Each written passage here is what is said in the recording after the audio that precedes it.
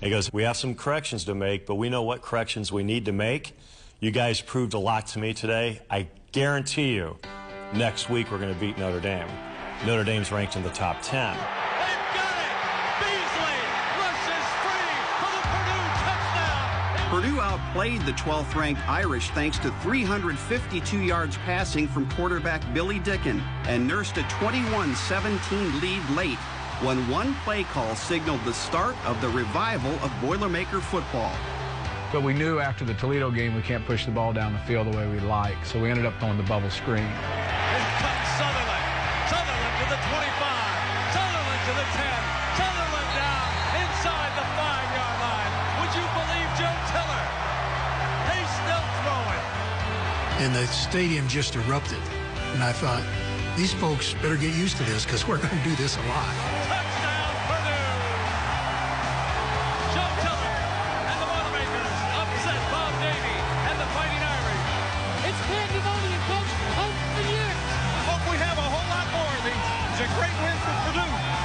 First of many, we hope. And once we beat Notre Dame, we believe we could beat anybody. The Boilers finished Tiller's first season on the sidelines with a 9-3 record and an Alamo Bowl victory over Oklahoma State in Purdue's first bowl appearance since 1984. All thanks largely to a high-flying offense that introduced two new words to the Big Ten football vocabulary: the spread. Basketball on grass is what they dubbed it. We just spread the ball all over the place. Putting more speed on the field, trying to find individual matchups. That's all we knew. If someone asked us to go run the wishbone, we would have failed miserably. The 97 year, I think my wife said it best. She said, every week's like Christmas.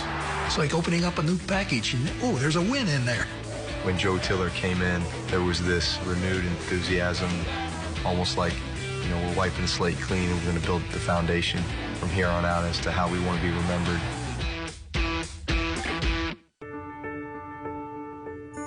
There was no hype for Drew Brees at all. You know, he was an afterthought as a recruit. Drew Brees may have been the quarterback of a state championship team in football mad Texas, but lacked the blue chip label from recruiters at the next level. Try to put myself into the shoes of a scout who's coming to look at me in high school, and you're saying the guy's 6 foot, 190 pounds. So there's nothing physically impressive about this guy. He's coming off a knee injury that I had torn ACL the year before. A lot of people thought he was too short, thought he had a weird throwing motion, you know, there were all those knocks against him. I knew that a Purdue degree would take me a long way after football. That was a huge factor in me choosing Purdue, but also it was Joe Tiller. There was something about him. He had a little swagger, and I'll never forget Tiller one day at the practice field. He said, see that skinny guy over there? You're going to be glad he came to Purdue. He's going to be a heck of a player. Brees opened the eyes of many of his teammates his freshman year, despite being the backup quarterback. His deep ball was exceptional. He would like put a garbage can like 60 yards away, and you know, and like it would put up, and it would like land either in it, against it, bounce off of it. I mean, he would do it all the time. Drew's focus. I've never seen anyone before who could actually sit in a crowded room with the TV on and not be bothered by anything else. Named the starter as a sophomore to open the 1998 season, Brees became the focal point of the Purdue offense, starting the opening weekend at the LA Coliseum.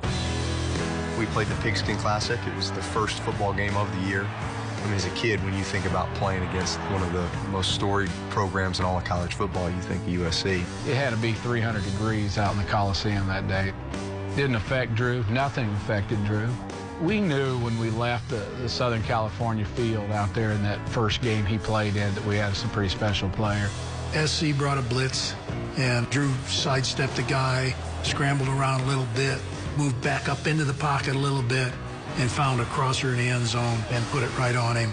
And I can remember still to this day my exact words to the other coaches on the headset: boys, I think we found ourselves a quarterback. Because without a quarterback and a spread, you might as well be playing tiddlywinks.